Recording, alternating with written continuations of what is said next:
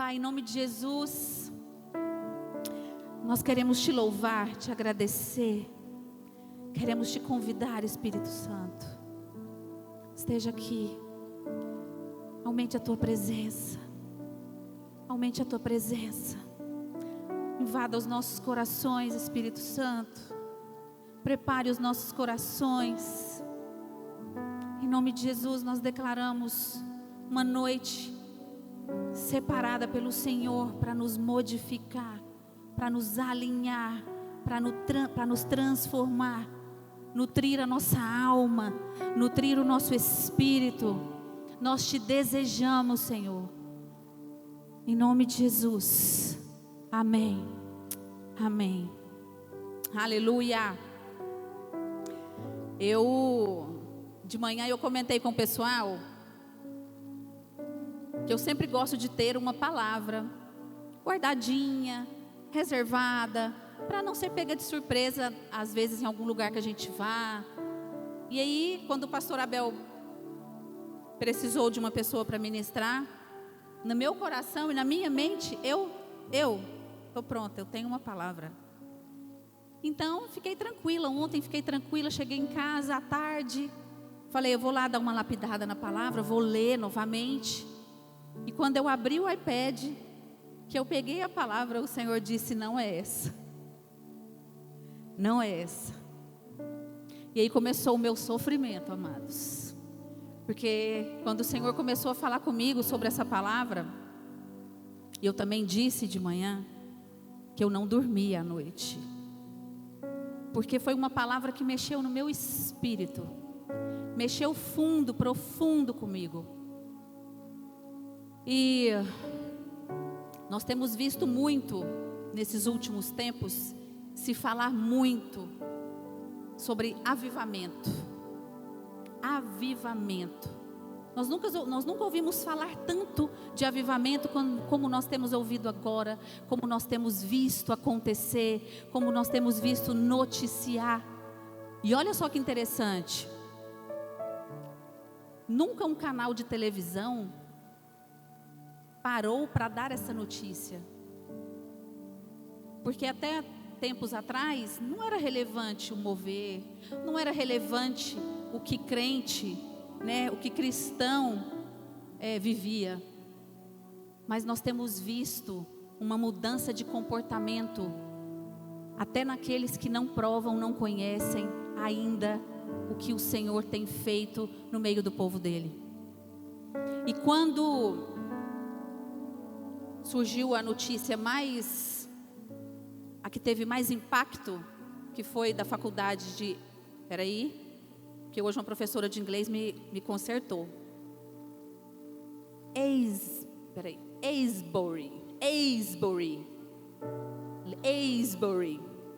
A professora de inglês falou, você vai pregar à noite a mesma palavra? Deixa eu te ensinar a falar. Eu falei, me ensina. Aylesbury.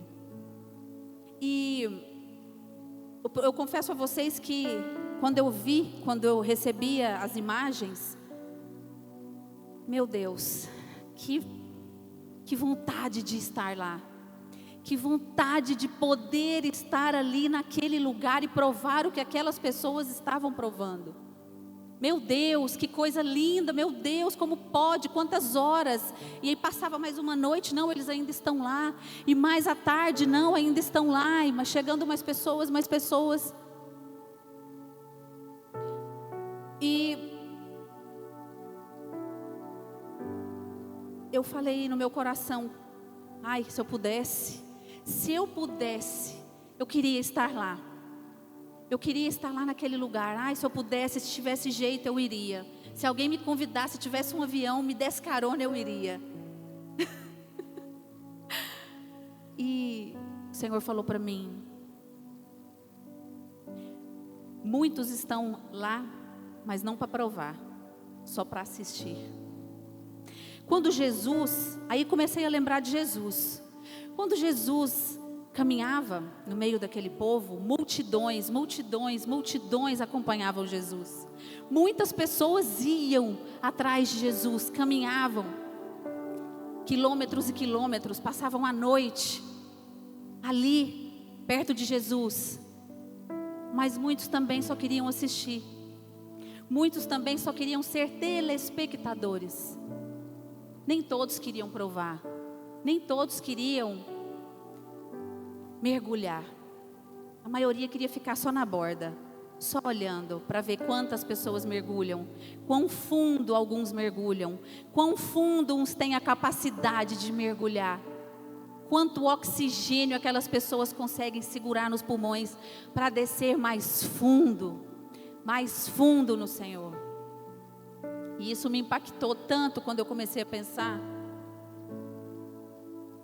quem de nós seríamos esses que iríamos apenas para assistir, apenas para ser um telespectador do que o Senhor está fazendo no meio do povo dele?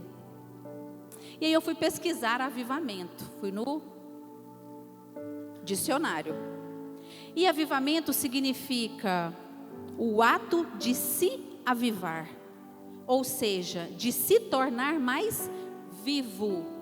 O ato de se tornar mais vivo, mais ativo, mais intenso, mais despertado, mais nítido.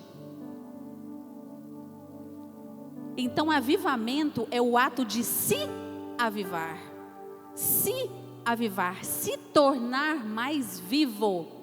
Nós já estamos vivos? Quem está vivo aí, levanta a mão. Quem está vivo aí, levanta a mão, amados.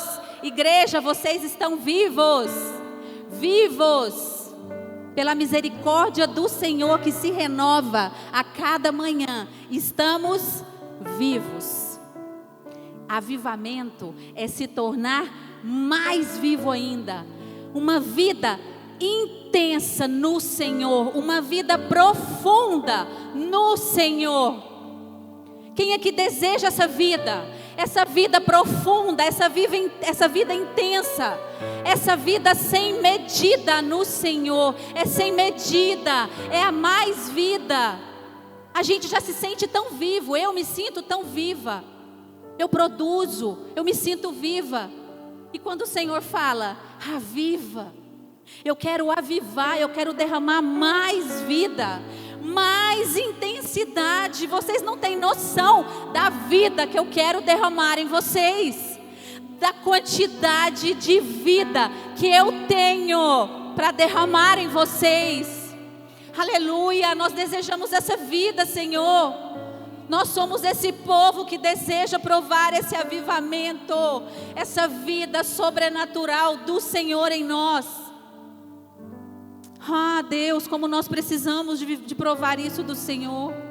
Quando nós cantamos, quem já pisou no Santo dos Santos, em outro lugar não sabe viver. Amados, muitas vezes a gente canta e não tem dimensão do que estamos cantando. Quanto mais avivados estivermos, menos desejaremos estarmos mortos para o mundo, no mundo. Amados, desejem provar do Senhor essa porção extra de vida. É uma porção extra do Senhor de vida, para mim, para você.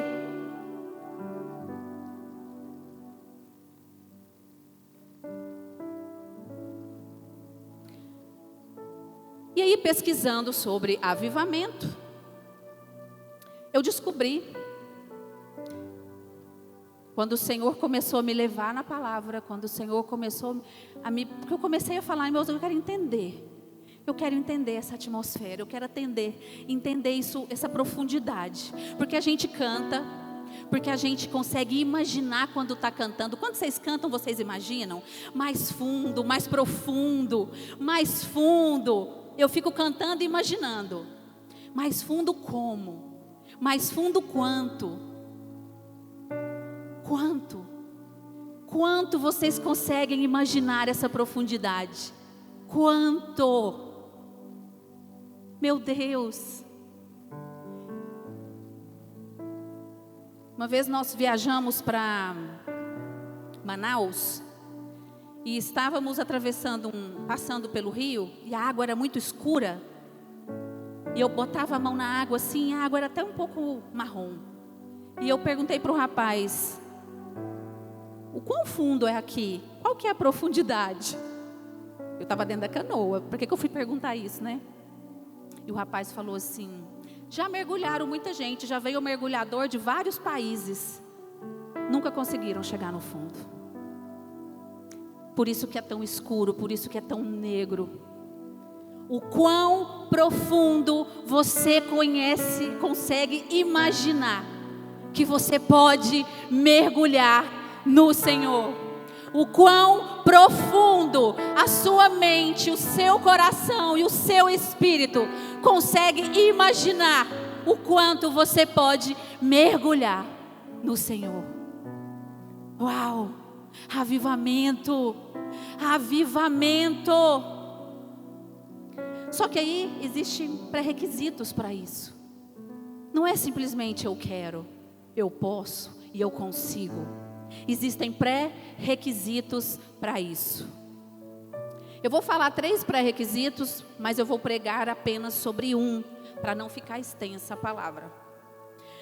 O primeiro pré-requisito para quem quer avivar, para quem quer ser avivado, o primeiro pré-requisito para quem quer ser avivado é relacionamento com Deus. Não dá para ser avivado sem se relacionar. Não dá para ser avivado sem se relacionar. Mas eu preciso falar para vocês que não é o tipo de relacionamento que muitos de nós estamos acostumados de ter aqui no mundo, aqui na terra.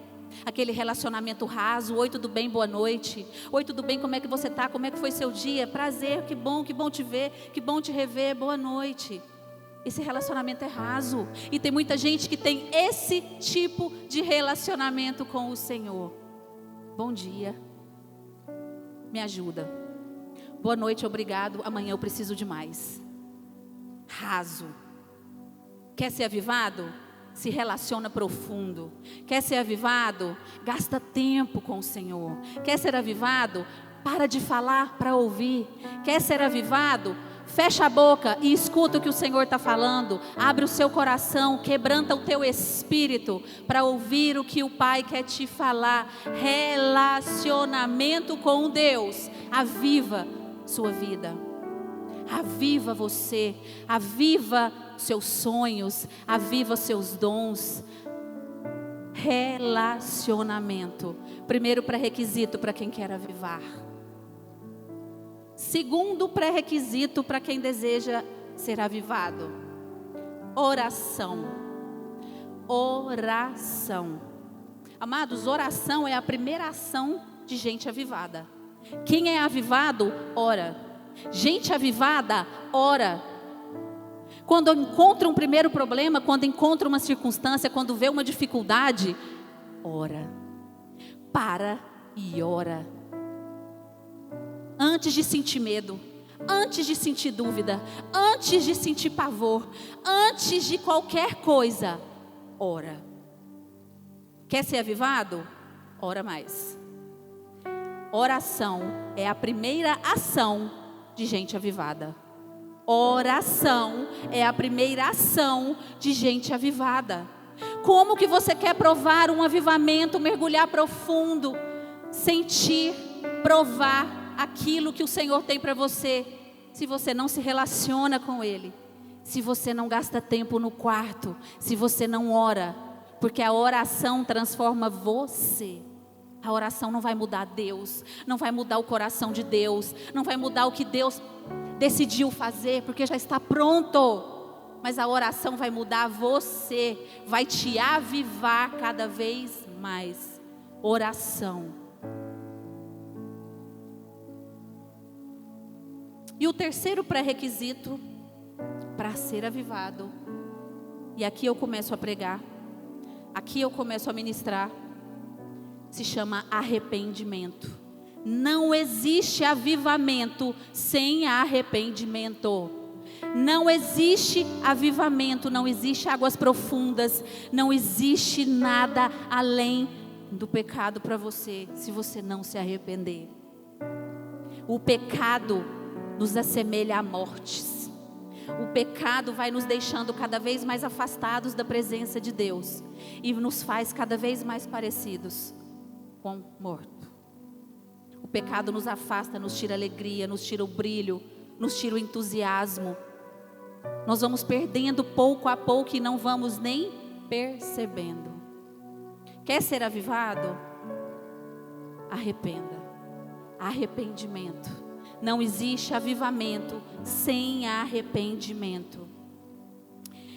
Em Isaías 59, não precisa colocar, tá? Em Isaías 59, no versículo 2, vai dizer: mas as vossas iniquidades fazem separação entre vós e o vosso Deus, e os vossos pecados encobrem o seu rosto de vós, para que não vos ouça. Arrependimento. É necessário arrepender, amados. Não dá para sermos irresponsáveis e tocando a vida para frente, deixando um monte de coisa para trás sem ser arrependidos. Sem sermos profundamente arrependidos.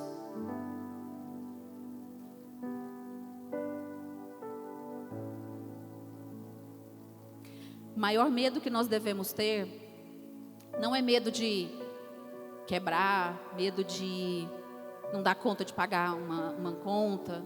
O maior medo que a gente deve ter é de perder a presença do Senhor. O maior medo que nós devemos sentir é de ficar longe da presença de Deus. E o pecado nos afasta da presença de Deus.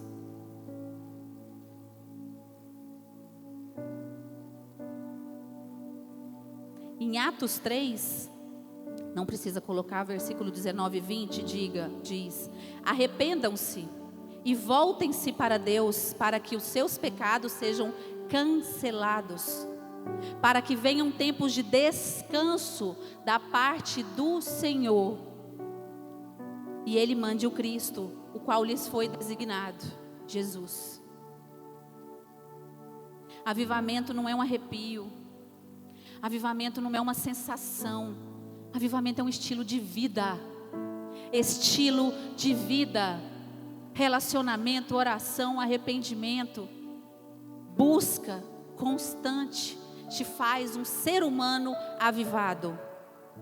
E quando se junta uma reunião de pessoas avivadas, juntas, clamando, nós provamos um derramar infinito, que nós jamais conseguiremos explicar com palavras.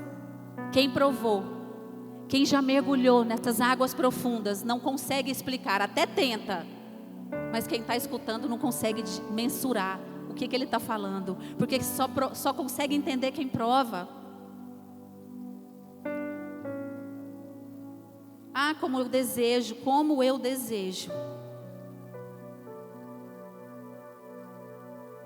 que nós desejamos todos juntos, em um só coração, em um só espírito, uma busca real e verdadeira, uma entrega real e profunda do nosso coração, do nosso espírito, à vontade do Senhor para nós, para que nós entendamos o quão profundo é o que o Senhor deseja derramar sobre nós, quantas coisas não provamos e não experimentamos, porque não nos arrependemos, porque não buscamos relacionamento com o Senhor.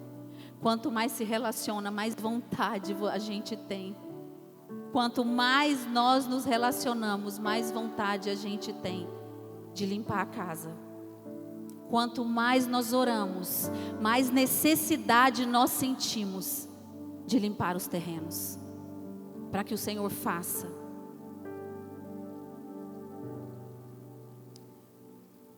Hoje nós vamos falar em Juízes, nós vamos conhecer a maneira do Senhor trabalhar com aquele povo e entender o quão profundo é a necessidade de se arrepender. Em Juízes 6, se você quiser colocar, por favor, Juízes 6, primeiro versículo. Porém, os filhos de Israel fizeram o que era mal aos olhos do Senhor, e o Senhor os deu nas mãos dos midianitas por 7 anos. Próximo. E prevalecendo a mão dos midianitas sobre Israel, fizeram os filhos de Israel para si. Em outra tradução diz, fizeram os filhos de Israel escravos.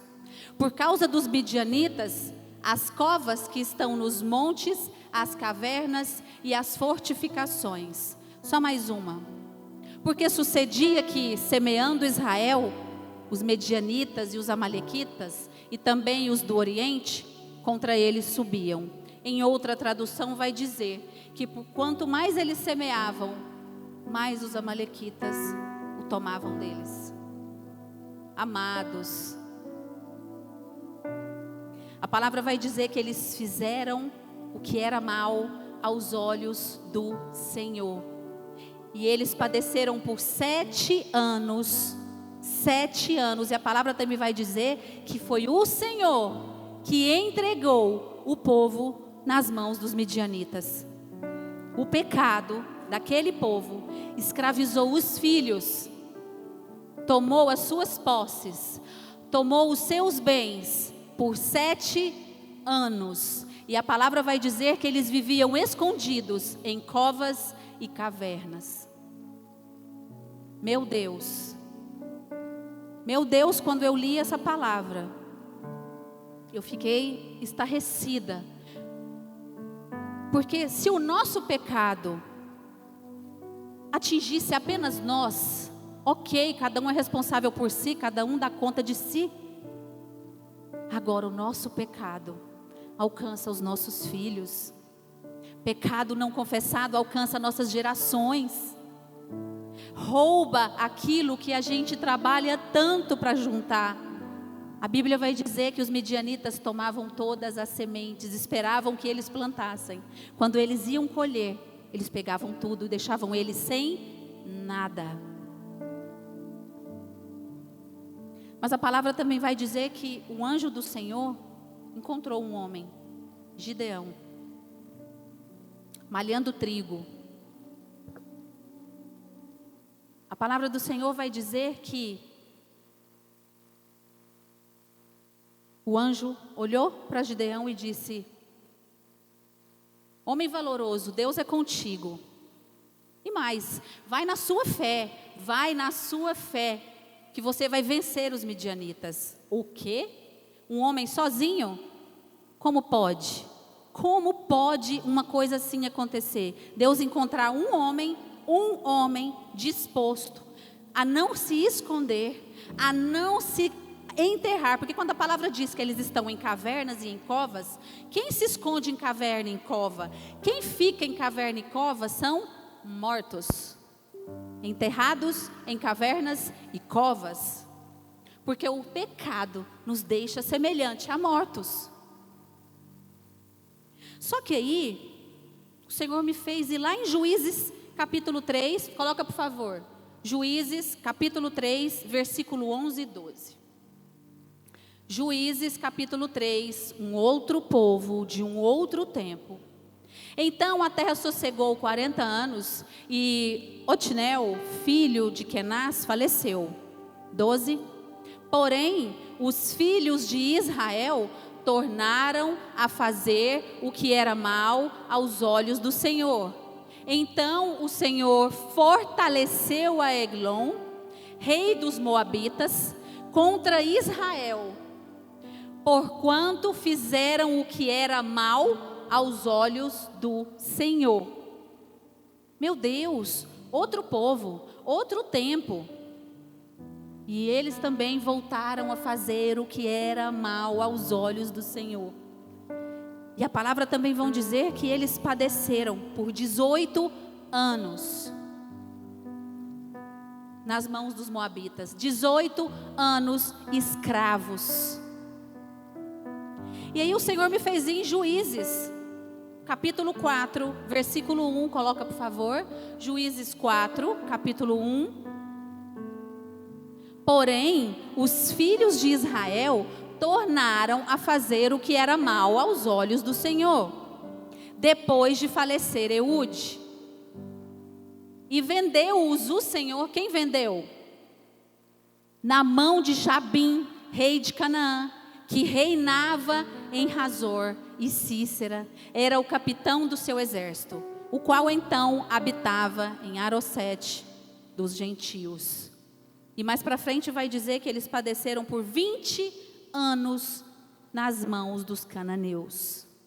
Como pode? Quando eu comecei a ler esses capítulos, como pode, de geração em geração, escolhem fazer o que é mal aos olhos do Senhor? De geração em geração, eles escolheram. A palavra diz que eles não foram obrigados. A palavra diz que eles escolheram, que eles fizeram o que era mal aos olhos do Senhor. E quando eu li isso, eu falei, meu Deus, que povo doido. 18 anos escravo padecendo, o Senhor levantou um libertador, libertou esse povo. Escolheram de novo fazer o que era mal aos olhos do Senhor. Mais 20 anos padecendo, o Senhor levanta um libertador, liberta o povo. E em Juízes 6, o povo também escolhe fazer o que é mal aos olhos do Senhor. E estão padecendo há 7 anos novamente. Quando eu li isso, eu falei, pelo amor de Deus, que vergonha. Que vergonha desse povo. Não tem base para um povo desse. Quem aí também está, meu Deus, ninguém, só eu não acredito. Só eu estou chocada. Só eu estou com vergonha. Que vergonha. Só que deixa eu te falar um negócio. Sentir vergonha não é o suficiente para o Senhor. Sentir vergonha não é o suficiente para o Senhor. O céu não se move com o altar de remorso. O céu só se move com o altar de arrependimento. O céu só se move com o altar de arrependimento. Enquanto não nos arrependemos, não levantará ninguém para nos socorrer. Arrependimento é diferente de remorso, de vergonha. Porque a gente sente vergonha agora, sente remorsinho agora, amanhã faz de novo. Arrependimento dói na carne, dói na alma. Nunca mais a gente quer fazer. Coloca uma criança para colocar o dedo na tomada e leva um choque. Que menino que vai enfiar o dedo de novo? Arrependimento. Agora aquele que falou, o choque foi pequeno, eu quero lá ver se essa tomada dá um choque mais forte. É brincar demais com a consequência de viver só de remorso. É brincar demais com as consequências de só sentir vergonha. Arrependam-se. Arrependam-se. E quando o anjo do Senhor encontrou Gideão malhando trigo, Gideão foi um daqueles que falou assim, está todo mundo escondido, com vergonha, mas eu estou arrependido. Eu vou malhar trigo, aonde se espreme uva, mas eu vou fazer alguma coisa. Eu vou fazer o que der para fazer, mas eu não vou me esconder numa cova. Eu não vou me enterrar junto com aquele povo que só está sentindo vergonha, só está com medo. Gideão escolheu fazer o que dava para ser feito. Foi malhar trigo num lugar onde se espremia uva. E engraçado porque o Senhor sempre vai encontrar homens e mulheres que escolheram servir, independente da circunstância. O Senhor sempre vai encontrar homens e mulheres decididos a servir, independente do quão perseguido, do quão difícil, do quão insuportável estiver o tempo. O Senhor sempre vai levantar homens que escolheram malhar trigo no lagar. O Senhor vai escolher homens que escolheram cuidar das ovelhas, mesmo que não sejam suas, mesmo que você não esteja enriquecendo, mesmo que você seja o último da sua casa, o menos querido. O Senhor acha esses. Aos olhos do Senhor, o altar do céu se move no altar de arrependimento. Arrependimento. E quando o anjo do Senhor disse: vai nessa força, Deus é contigo, você vai livrar o povo dessa escravidão, vai nessa. Gideão falou: como? Eu sou o menor da casa do meu pai, eu sou o mais pobre dessa aldeia, dessa vila, eu não tenho nada.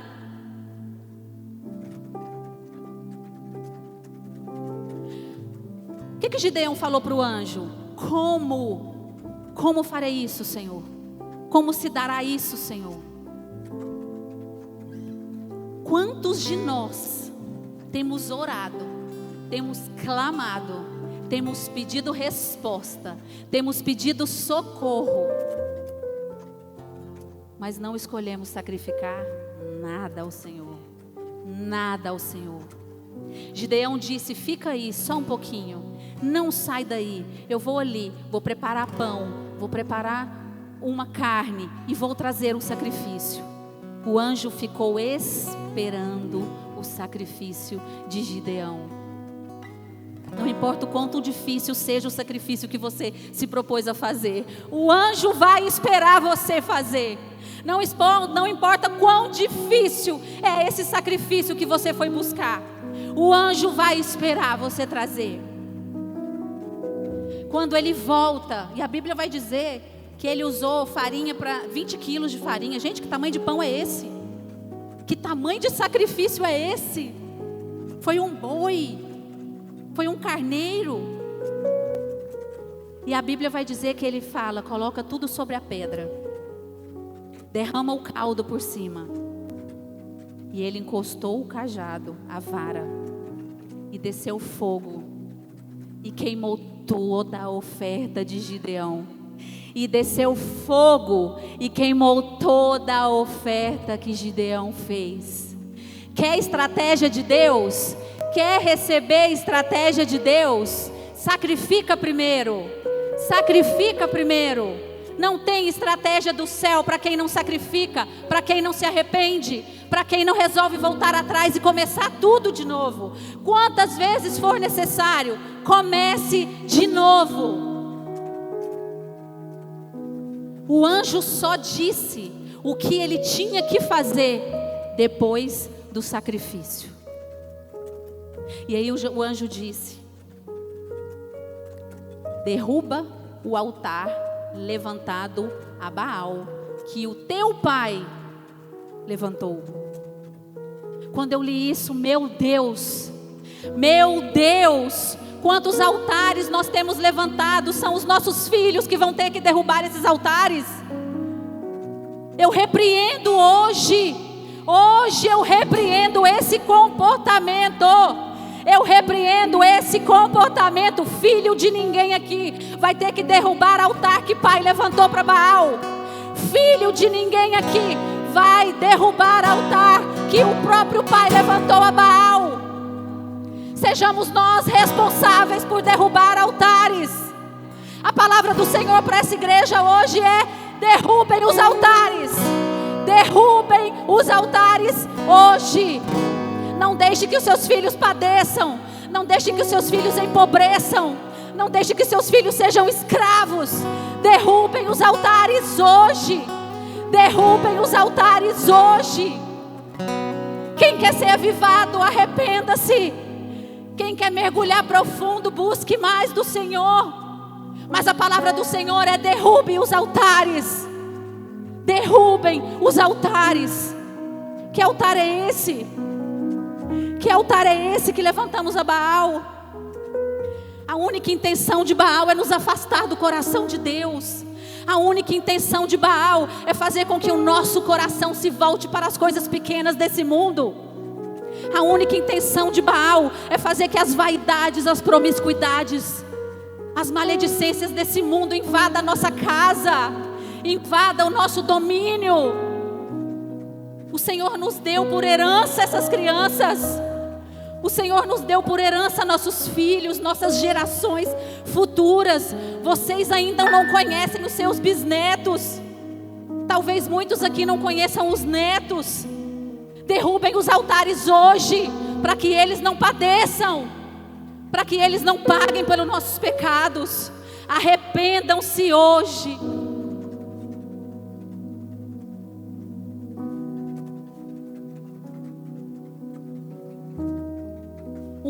difícil é olhar para nós diante de um espelho e vermos a nossa nudez real e verdadeira. Altares de promiscuidade, de prostituição, de alianças feitas com quem não honra, com quem não cumpre princípios. Altares construídos sobre uma mentira. Altares construídos sobre promiscuidade religiosa.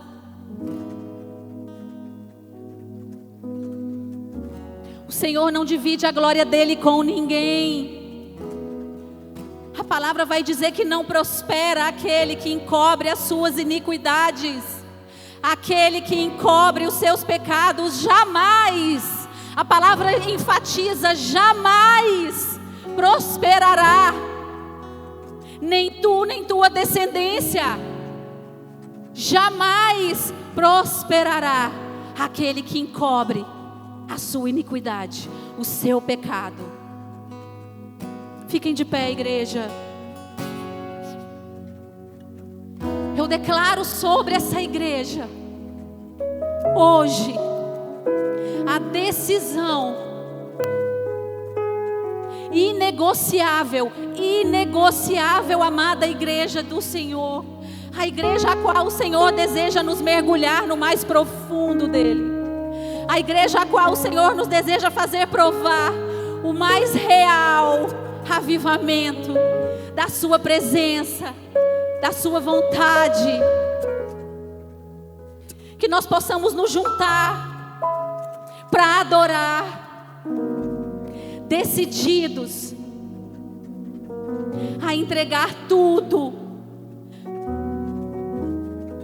sem encobrir nada, sem maquiagem, sem enfeite. Antes de encerrar, eu quero dar um pequeno testemunho para vocês. Eu reformei a minha clínica há pouco tempo. Gastei muito, porque a clínica era uma clínica antiga, tinha um piso antigo.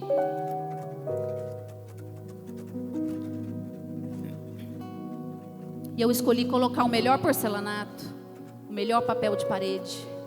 Comprei os melhores equipamentos. E pouco tempo depois, um tempo depois dessa reforma, nós chegamos para trabalhar. E o andar de cima é um apartamento. Infiltrou nas salas. Não só manchou o teto, o forro, mas como fez buracos. E derramava como chuva dentro das minhas salas. Molhou tudo. Como eu fiquei triste com aquilo, eu falei, meu Deus, gastei tanto. Olhava para o teto, aquele buraco no teto. Gente, como é ruim a gente olhar para algo que a gente construiu e ver um buraco, e ver de lá descendo água suja, porque era água que vinha da máquina de lavar, que vinha do tanque da cozinha. Derramava tudo nas salas. E aí, com muita dificuldade, porque o pessoal só chegava à noite, eu tinha que esperar achar alguém que estivesse disposto a ir lá trabalhar à noite, quando eles abriam a porta, para poder consertar, para poder reparar. E o rapaz que foi lá falou, olha, dá para dar uma disfarçada, uma tapeada, mas aqui tem que trocar um monte de coisa. O encanamento está tudo velho, tudo rachado. O piso aqui, o rejunte não tem. A água está entrando pelo rejunte, vazando para baixo. Aqui vai ter que trocar tudo. Mas eu vou dar uma consertada aqui. Vou dar um tapa para você poder trabalhar. Porque como eu recebo uma paciente, uma cascata descendo do tanque da casa de alguém dentro da minha clínica. E como aquilo doeu. E aí arrumou, nós mandamos pintar o teto, arrumamos tudo. Quem entra lá nem fala, só as clientes que viram. E aí o Senhor falou para mim: enquanto estiver defeito na estrutura, vai ter prejuízo. Enquanto tiver defeito nas estruturas, você vai ter prejuízo. Amados, não dá para maquiar, não dá para camuflar, não dá para esconder. Ou quebra tudo, arranca os canos, coloca cano novo, coloca cimento novo, coloca piso novo, rejunte novo. Vai ter prejuízo. Hoje eu convido vocês, não camufla nada não. Escolhe arrancar tudo. Escolhe arrancar tudo pela raiz. Conserta tudo. Aviva, igreja, aviva. Eu declaro que enquanto o Senhor não vem, nós vamos gastar a nossa vida nos relacionando, orando e nos arrependendo quantas vezes for necessário, até que Ele venha. Aleluia, Senhor. Eu quero chamar aqui à frente aqueles que estão queimando por dentro, ouvindo essa palavra. Dura, eu sei, dura. Foi duro para mim também, não dormi à noite. Mas eu te chamo, igreja. Vem aqui à frente. Derruba os altares. Entrega tudo ao Senhor. Faz uma nova aliança hoje. Até que Ele venha, gaste a sua vida aos pés dEle. Até que Ele venha, deseje a presença dEle, real, infinita e profunda. Eu quero orar por você. Vem aqui à frente.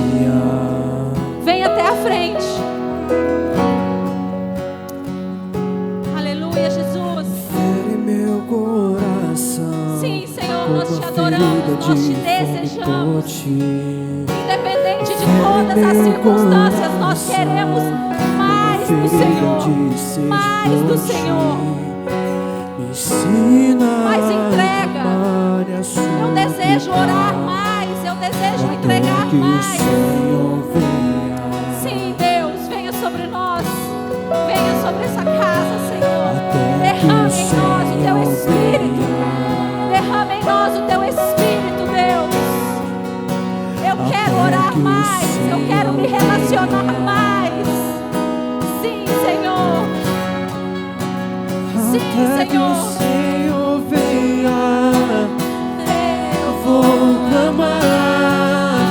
Até que o Senhor venha, eu vou descansar.